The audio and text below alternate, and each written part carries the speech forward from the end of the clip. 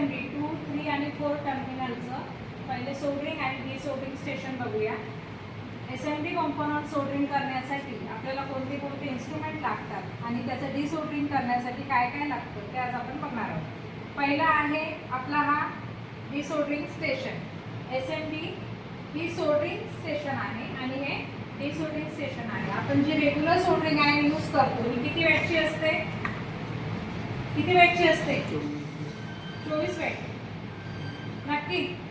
आणि आपण जी वापरतो सोल्डरिंगसाठी ही 10 वॅटची सोल्डरिंग आयर्न असते. म्हणजे याच्यामध्ये अंतर काय आहे की याचं जे बीट आहे हे आपण 24 ते 25 वॅट पर्यंत यूज करू शकतो. पण सोल्डरिंग डिसोल्डरिंग स्टेशनमध्ये एसएमडी कॉम्पोनंट्स हे छोटे असतात.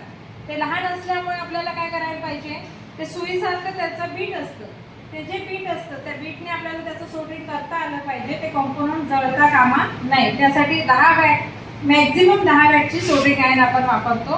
हे त्याचं सोल्डरिंग स्टेशन आहे.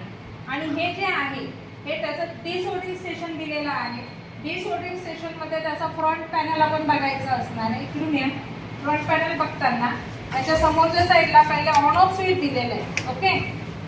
त्यानंतर एअर स्विच दिलेला आहे आणि हीटर स्विच दिलेला आहे.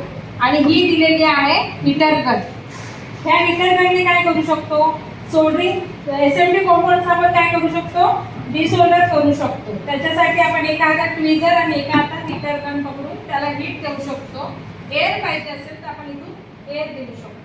हा त्याचा काय आहे सोल्डरिंग स्टेशनचा फ्रंट पॅनल आहे. ओके. हा स्पीकर आपण आता काढूया. प्लस लावा.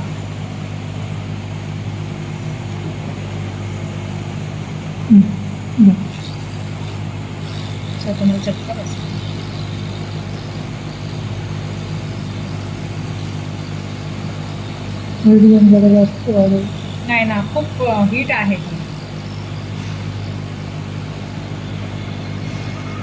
नाही होत नाही.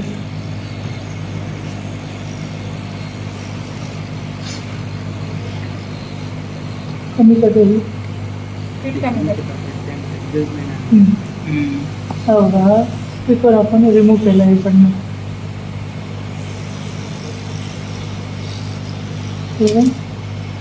स्पीकर काढूया.